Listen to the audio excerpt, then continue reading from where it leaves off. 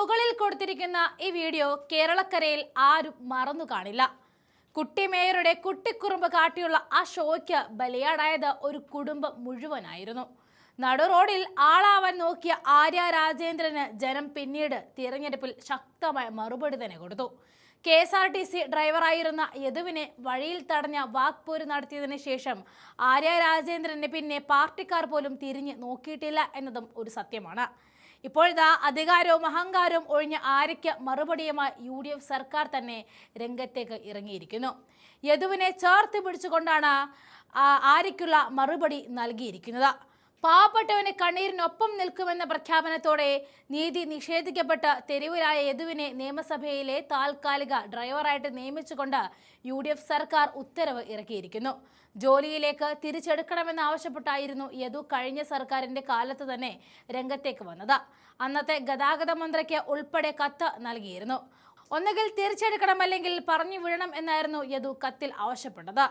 ആവശ്യം കഴിഞ്ഞ സർക്കാർ മുഖവിലക്കെടുത്തില്ല. പക്ഷേ ഈ സർക്കാർ യദുവിനെ ചേർത്ത് പിടിച്ചുകൊണ്ടായിരുന്നു മാതൃകയായത്.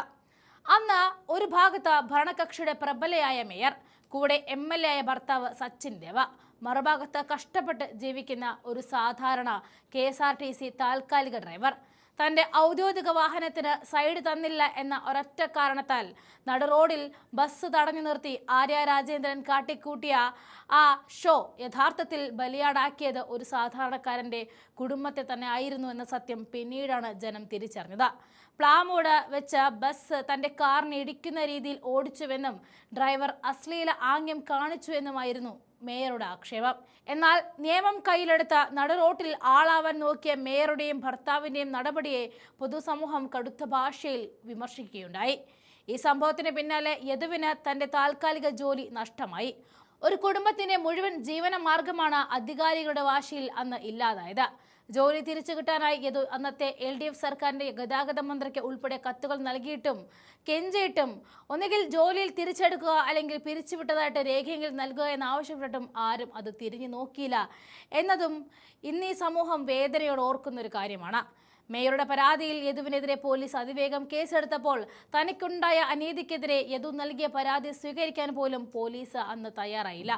ഒടുവിൽ നീതിക്ക് വേണ്ടി യദുവിന് കോടതിയെ സമീപിക്കേണ്ടി വന്നു.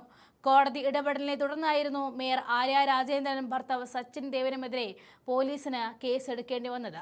ഈ സംഭവം ആര്യ രാജേന്ദ്രന്റെ രാഷ്ട്രീയ ജീവിതത്തിന്റെ തകർച്ചയുടെ തുടക്കമായിരുന്നു എന്നുകൂടി ഇവിടെ സാക്ഷ്യപ്പെടുത്തുകയാണ്. സ്വന്തം പാർട്ടിക്കാർ പോലും പിന്നീട് അവരെ കൈയൊഴിയുന്ന കാഴ്ച കേരളം കണ്ടു.